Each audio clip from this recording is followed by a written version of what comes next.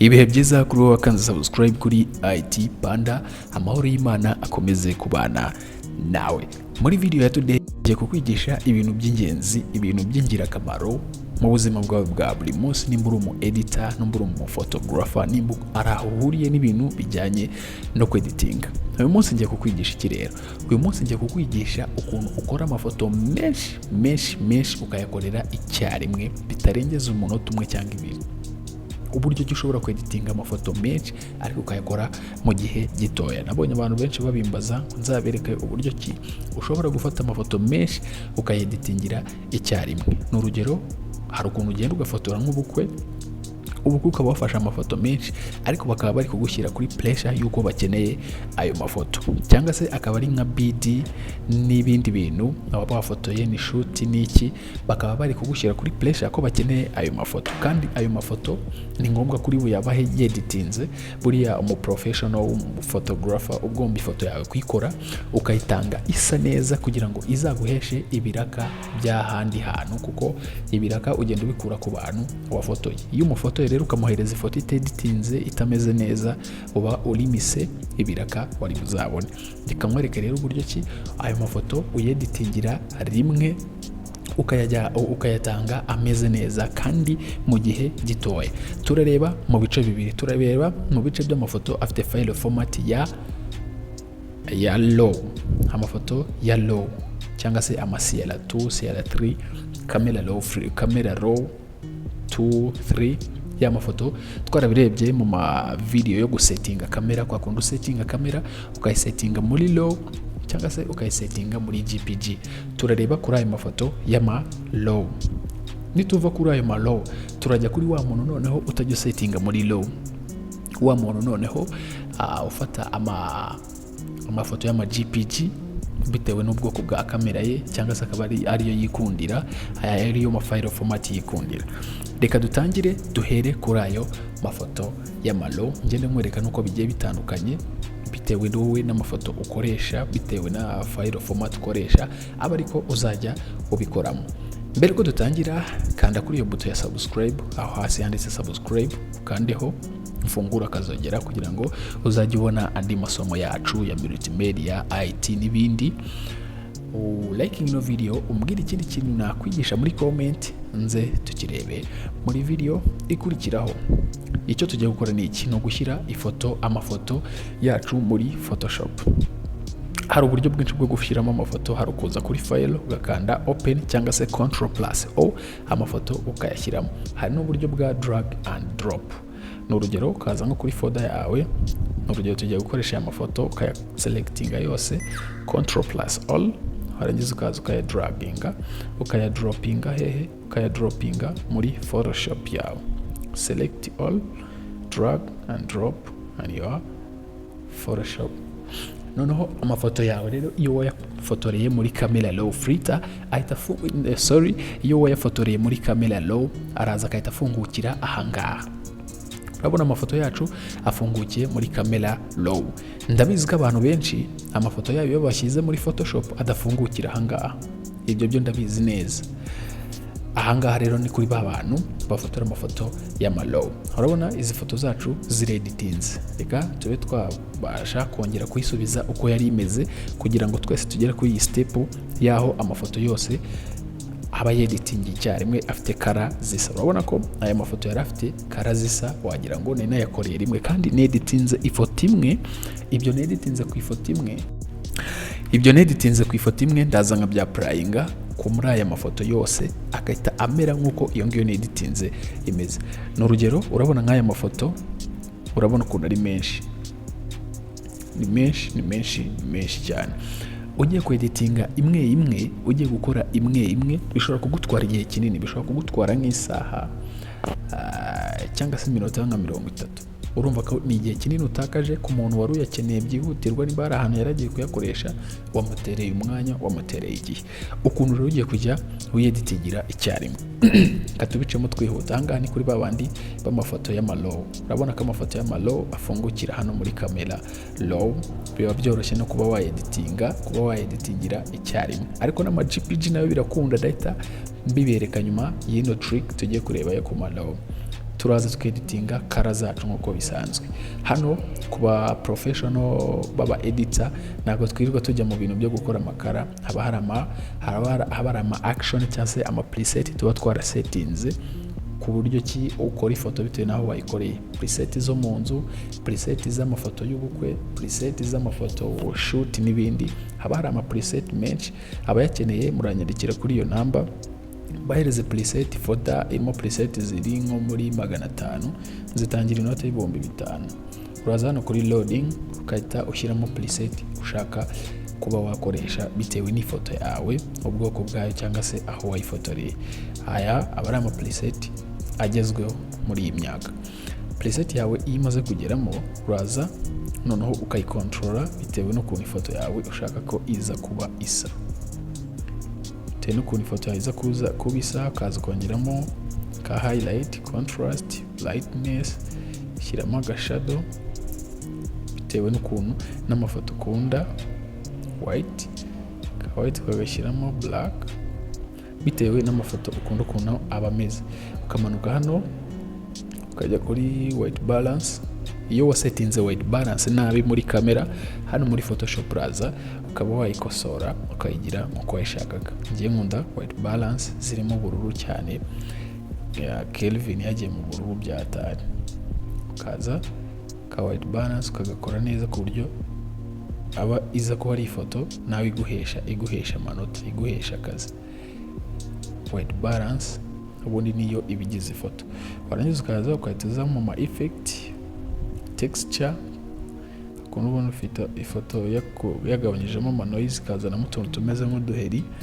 Noneho ako kuba uri bukore skin retouch, ibi ntabwo byibandaho cyane, ahubwo icyo wibandaho ni aya makara. Kareba kuri hue, amakara ufitemo akaba ari user ukabalansinga. Iyi ngiyi niyo color collection. Ukajya kuri saturation ukareba kara wumva ushaka ko yaza kuba ipika. Ukamanuka hano muri color grading naho ugakoraho.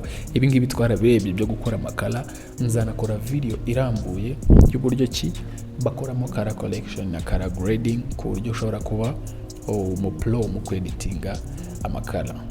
Noneho ukaza ugakuramo noise, ugakora denoise n'ibindi.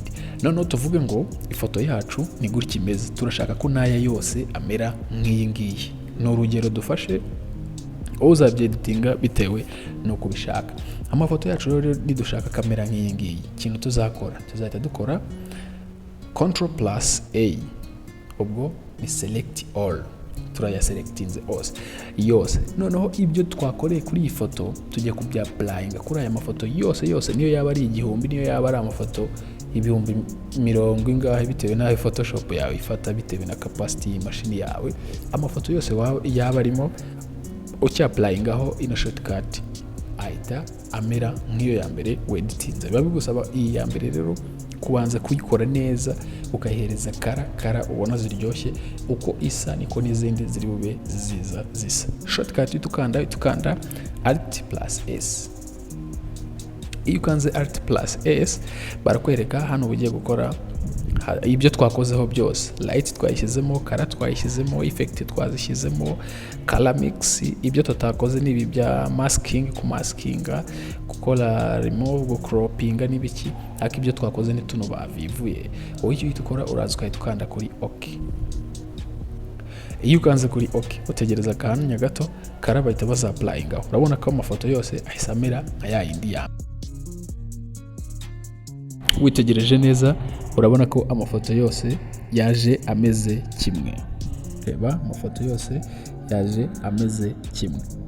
Ahangaha rero wowe icyo ugiye gukora, no kuza ukarebamo ifoto yaba ifite wafotoreye mu rumuri rukeya, ukaba warwongera. Nta kindi kintu uba uri bukoreho.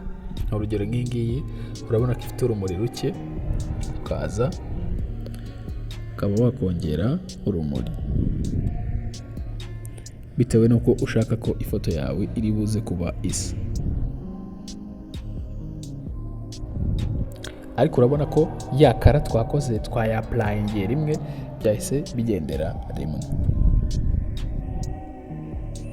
Ukaza niyo ubona yagiyemo urumuri rwinshi ukaba wagira ute warugabanya bitewe nuko ifoto yawe uri gushaka ko iza kuba imeze. Ubu iyo umaze kwa preset yawe, iyo umaze kuyapplyinga ku ifoto imwe ukahita uyapplyinga kuri zose, icyo ugiye gukontorora ni ugukontorora urumuri nta kindi. Ariko hari n'igihe n'amakara ashobora kuba yapitse cyane, ukaza muri color collection ukaba wazi collectinga no muri color no muri color grading, na grading nayo ukaba wayikosora. Noneho iyo usoje bino rero hari abantu benshi bahita bakura amakosa ugasanga asaza akanza hano kuri open. Iyo ukanze kuri open hafunguka iyi foto imwe yonyine iranga, cyangwa se ukanze kuri done ubwo usoje ni imwe yonyine. Biba bigusaba ngo uhite ukora Ctrl+All uziselectinge zose, numara kuziselectinga zose ukore open. Aho ngaho nibwo uba uzopeninze zose. Ariko iyo wabikoze nka gutya umuntu ari kwihuta, ahangaha wazopeninga ushaka iki, ushaka nko kujya gukora retouch cyangwa se skin fine, ibintu nk'ibyo ngibyo kugira ngo uruhu rumere neza n'ibindi, nkuko twagiye tubireba mu mavideo yashize. Abatarayarebye mwajya kuri YouTube channel mukayareba. Wowe ikintu hano uhita ukora ni iki, uhita uselectinga aya mafoto yose, waneze ukaza hano hejuru ugakandaho.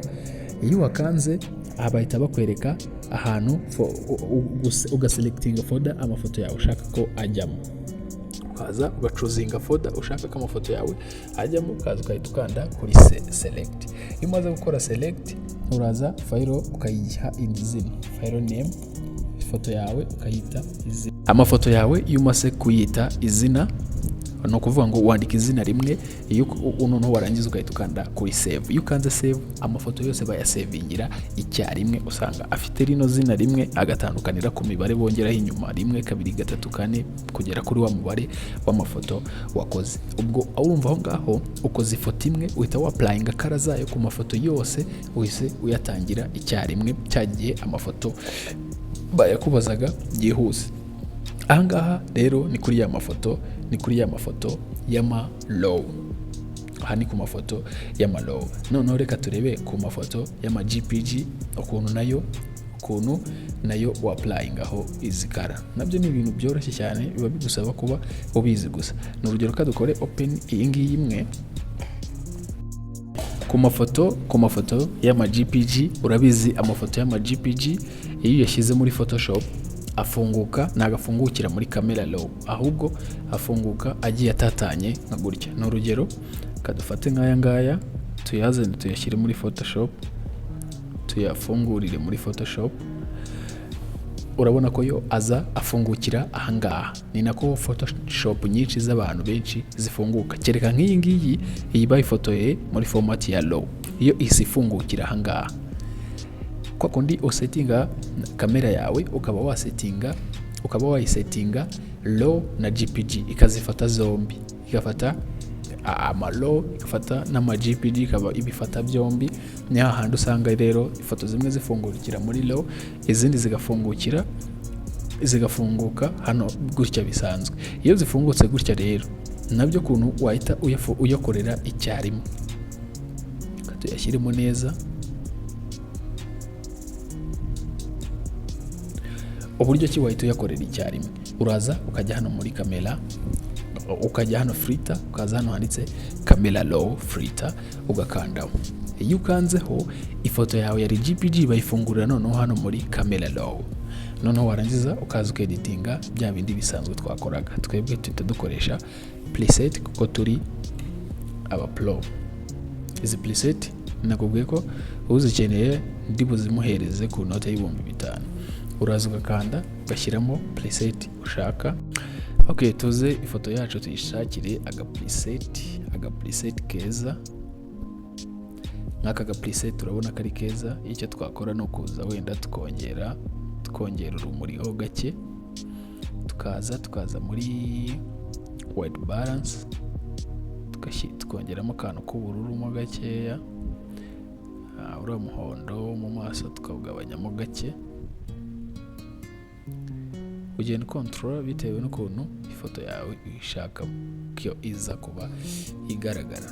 Tukaza noneho muri color balance tukareba color ziri gupika cyane tukazigabanya. Nk'iyi color y'umuhondo urabona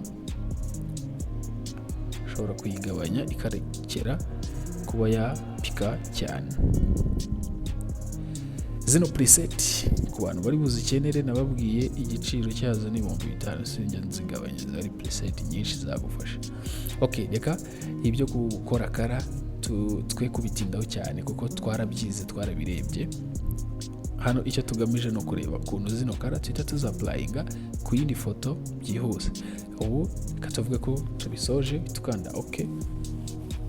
Tumara gukanda okay, ifoto yawe iza isa gutya. Noneho ukahita uza no kuri ya mafoto yandi, ukahita ujya nko kuri iyi nayo icyo dukora ituza ugakanda hano kuri Camera Raw filter, ukaza kuri kano kambere. Biriya wakoze byose baba babikurikodinge bakabibika ngaha. Shortcut ushobora gukanda Alt plus Control plus F cyangwa se ukaza hano gutya ukahita ukandaho. Iyo ukanzeho ifoto yawe urabona ko izimeze nka ya yindi tumaze gukora ahangaha. N'izindi ukagenda ubikora gutyo, ukagenda ubikora gutyo. Urabona ko bahita bagushyiramo za kala umaze gukora, ukajya no ku yindi ukagenda ubigenza gutyo. Ukajya no ku zindi ukagenda ubigenza gutyo, kara bakagenda bazigushyiriramo. Ndizera ko bino bigize icyo bigufasha ujye kujya gukorera amafoto, ujye ukora amafoto menshi icyarimwe kandi udahinduye uburyo ki wakozemo ifoto. Kwa kundi usanga umuntu ifoto yakoze ari imwe ihora imeze gutyo atajya ahindura setting ziwe. Ubonye rero icyiza cyo gusettinga kamera yawe muri raw, ukazajya ufata amafoto muri raw ko bikorohereza kuba wayeditingira yose icyarimwe. Na GPG nawe ufotore muri GPG ni gutya uzajya ubikoramo kugira ngo uyeditingire yose icyarimwe.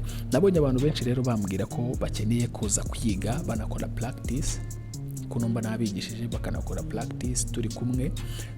Dufite studio nini irimo abanyeshuri bacu bigiramo ibijyanye na camera, film making na editing.